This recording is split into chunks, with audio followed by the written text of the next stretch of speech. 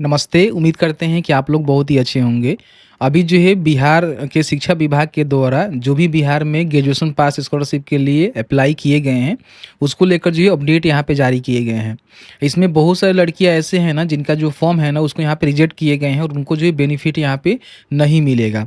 अब इसको लेकर जो यहाँ पे जानकारी निकल के आई हुई है, जिसमें पूरी जानकारी निकल के आया हुआ है कि आखिर क्या गलती है, और साथ ही साथ ध्यान रखिएगा कि ये जो है एक ही यूनिवर्सिटी के माध्यम से अपडेट निकल के आया हुआ है, लेकिन समझिए कि सभी यूनिवर्सिटी पे लागू इसलिए होगा ना कि डेटा वेरीफाई करने में समस्या यहाँ पे आ रही है, ठीक है।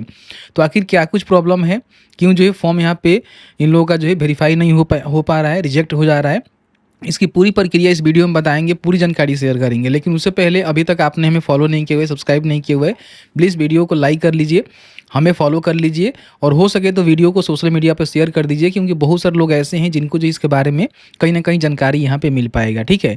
अभी आप देखेंगे तो मेरे पास एक पेपर का कटिंग है जो कि मुजफ्फरपुर के एडिशन में इसको जारी किया गया है, ठीक है। आपको बता दें कि कन्या उत्थान योजना में 68 जो बेटी है ना उनको यहाँ पे बेनिफिट नहीं मिलेगा। मतलब बेटी उनके द्वारा जो है संबोधित किया गया है, लेकिन जो भी छात्राएं हैं ना उनको यहाँ पे बेनिफिट यहाँ पे नहीं मिलेगा, जो कि 68 के समथिंग यहाँ पे छात्राओं का जो है लिस्ट यहाँ पे इन्होंने बताया हुआ है, ठीक है। अब ये जो है एक विश्वविद्यालय का है, सभी का हम बात नहीं कर रहे हैं, क्योंकि बिहार में जो है बहुत सारे विश्वविद्यालय हैं जिसके माध्यम से आपने स्नातक पास किया हुआ है, तो कहीं ना कहीं फॉर्म को भरा होगा। तो समझिएगा कि आखिर इसमें क्या कुछ गलती है और कौन सा गलती के चलते इनका जो फॉर्म है ना वो यहाँ पे रिजेक्ट मतलब होने जा रहा है, मतलब कि इनको बेनिफिट नहीं मिलेगा, इनका जो वेरिफिकेशन है वो नहीं हो पा रहा है। देखिए, बताया गया है कि पोर्टल पर पिता और आधार पे पति का नाम, ऐसे में बेटियां कन्या उत्थान योजना का लाभ लेने से नाकाम रह गई हैं। कहने का मतलब क्या है कि देखिए, इसमें शादीशुदा जो लड़की है ना उसको भी बेनिफिट मिलता है, इस बात को समझिएगा। हालांकि जो इंटर पास होता है उसमें अगर शादीशुदा लड़की होती है तो उसको बेनिफिट नहीं मिलता है, लेकिन स्नातक में अगर कोई शादीशुदा लड़की है उसको भी बेनिफिट मिलता है।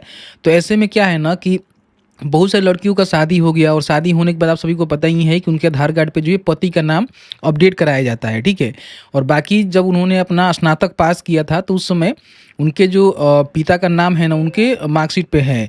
जैसे कि आप सभी को पता ही है कि यूनिवर्सिटी पे जब अपना नाम आप चेक कर रही थी लिस्ट में, तो वहाँ पे आपको जो भी डेटा देखने को मिल रहा था, आपका डेट ऑफ बर्थ, आपका फादर का नेम, आपका नेम, आपका मतलब जो जानकारी वो जो है आधार से मैच करनी चाहिए। मैंने आपको पहले ही बोला था कि आपकी जो डेटा है ना वो मैच होनी चाहिए। अब इसमें क्या है ना कि गलती कहाँ पे हुआ है समझिए, मतलब कि गलती आपका भी नहीं है और कहीं ना कहीं विभाग को भी इस बातों को समझना चाहिए, सोचना चाहिए। हालांकि पोर्टल पे वेरीफाई ही नहीं हो रहा है, इसमें विभाग भी अगर चाहे तो कुछ कर सकता है, यूनिवर्सिटी के लेवल से कुछ नहीं हो सकता है जहाँ तक मैं समझता हूँ, ठीक है। इसमें क्या हुआ है कि पोर्टल पे मान लीजिए पिता का नाम है, जैसे कि मार्कशीट में आपका जो है पिता का नाम है, लेकिन आधार में जो है पति का नाम आ गया। ऐसे में क्या हुआ कि जो भी लड़की है ना उनको बेनिफिट देने से समझिए कि वो वंचित यहाँ पे रहने जा रही है। और ये जो है बिहार यूनिवर्सिटी के माध्यम से जानकारी निकल के आया हुआ है, जिसमें 6800 लड़कियों का जो है इस बार कन्या उत्थान योजना का लाभ से वंचित रहना पड़ेगा, मतलब कि इनको बेनिफिट नहीं मिलेगा क्योंकि इनका जो वेरिफिकेशन है वो नहीं हो पाया। बताया गया है कि विश्वविद्यालय में 6800 बेटियों का आवेदन इन गड़बड़ियों के कारण रद्द हो गया है। विश्वविद्यालय के अलग अलग कॉलेज से आए 87,497 बेटियों का आवेदन स्वीकार किया गया है, जिसके कागजात सभी तरह से सही पाए गए थे। स्नातक पास इन छात्राओं को कन्या उत्थान योजना की राशि मिलेगी। बताया है कि स्नातक पास छात्राएं जिन्होंने सभी कागजात सही से करवाकर सौंपे हैं उनका आवेदन स्वीकृत हो गया है। और ये भी कहा है कि जिन छात्राओं के कागजात में गड़बड़ी रह गई है वो जल्द इसको सही करवा रही हैं, अगली बार में उन्हें लाभ मिलेगा। मतलब कि अपना जो पेपर है वो सही करवा रही हैं।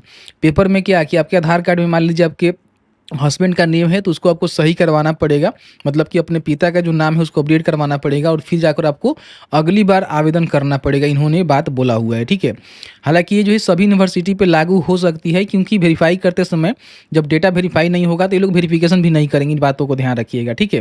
देखिए, बताया गया है कि पोर्टल पर पिता का नाम है और आधार पर जो है पति का नाम है, इसीलिए यहाँ पे आवेदन रिजेक्ट किए गए हैं, जो कि एक मेजर प्रॉब्लम नहीं है मेरे हिसाब से।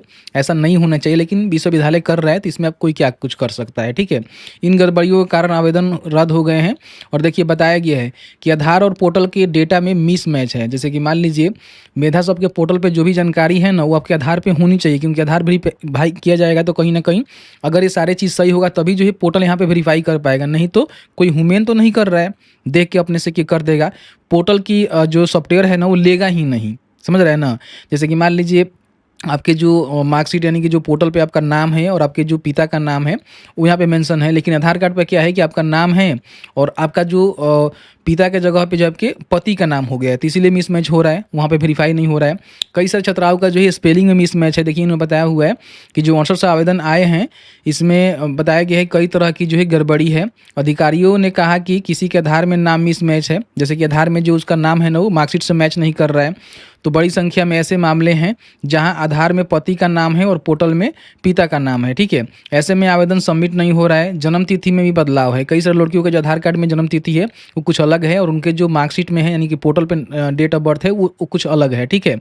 पोर्टल का डाटा स्नातक से भरे आवेदन के अनुसार आधार से जो ही कई तरह मिसमैच हो रहा है। मतलब कि जो भी पोर्टल पे जो इन्होंने ग्रेजुएशन में एडमिशन लिया हुआ है, जो भी जानकारी अपना दिया हुआ है, नाम, डेट ऑफ बर्थ, पिता का नाम, उससे जो है आधार में मिसमैच हो रहा है और इसी के चलते जो है आवेदन यहाँ पे रद्द हो रहे हैं। बाकी कोई बड़ा प्रॉब्लम यहाँ पे नहीं है। तो एक बार अपने फॉर्म का जो स्टेटस है ना उसको आपको चेक कर लेना है कि आपका जो फॉर्म का स्टेटस है वो क्या है।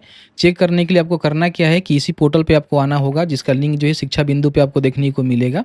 यहाँ पे भी आपको लिंक मिल जाता है, सीधे आप यहाँ से एप्लीकेशन का जो स्टेटस है ना चेक कर सकते हैं, या फिर पोर्टल पे आएंगे और यहाँ पे आप क्लिक करेंगे और क्लिक करने के बाद यहाँ पे देखेंगे तो आपको जो है इस वाले बटन पे यहाँ पे चेक एप्लीकेशन स्टेटस का जो है बटन देखने को मिल जाता है, जो कि पहले आपको देखने को नहीं मिलता था। इस पर क्लिक करके जो भी अपना यूनिवर्सिटी है और जो भी अपना रजिस्ट्रेशन नंबर है उसको डालकर यहाँ पे गेट स्टेटस के बटन पे आप क्लिक करेंगी तो इस तरह से आपका जो स्टेटस है आपको देखने को मिलेगा। यहाँ पे देखिए आपने फॉर्म अप्लाई कर लिया हुआ है, डेट भी देखने को मिलेगा। बाकी यहाँ पे आपका जो भी रेसिडेंस सर्टिफिकेट है वो आपको देखने को मिलेगा। यहाँ पे देखिए आपने फाइनल सबमिट किया हुआ है कि नहीं किया हुआ है इसकी जानकारी आप यहाँ पे देख सकते हैं। अगर आपने कर दिया हुआ है तो यस यहाँ पे देखने को मिलेगा और फाइनलाइजेशन का जो है डेट भी यहाँ पे आपको देखने को मिलेगा। आधार सी डेट का स्टेटस यहाँ पे आपको देखने को मिलेगा, जो कि पेंडिंग है, इसे घबराना नहीं है, वेट करना है, ठीक है। आधार वेरीफाई यहाँ पे हो गया है तो समझिए कि आपके आधार में किसी प्रकार की कोई प्रॉब्लम नहीं है, लेकिन आधार यहाँ पे मिसमैच दिखा रहा है तो समझिए कुछ ना कुछ प्रॉब्लम है और इसी के चलते जो बिहार यूनिवर्सिटी की लड़की है ना उनका फॉर्म जो है रिजेक्ट किए जा रहे हैं। रेसिडेंटल देखेंगे तो यस है, वेरीफाई है। यूनिवर्सिटी मेकर भी यहाँ पे वेरीफाई है और यूनिवर्सिटी मेकर का चेकर का मतलब होता है कि अपने जो भी यूनिवर्सिटी से पढ़ाई किया हुआ है ना वहाँ पे डेटा जाता है, वहाँ से वेरीफाई होगा। वेरीफाई होने के बाद यहाँ पे रेडी फॉर पेमेंट आपको देखने को मिलेगा और आपको कहीं ना कहीं पेमेंट यहाँ पे देखने को मिल जाएगा। इससे पहले मैंने एक वीडियो बनाया था उसमें डिटेल्स में इसकी जानकारी कवर किया हुआ है, उसको जरूर चेकआउट करिएगा। तो इस तरह से एप्लीकेशन का जो स्टेटस है उसको चेक कर सकते हैं।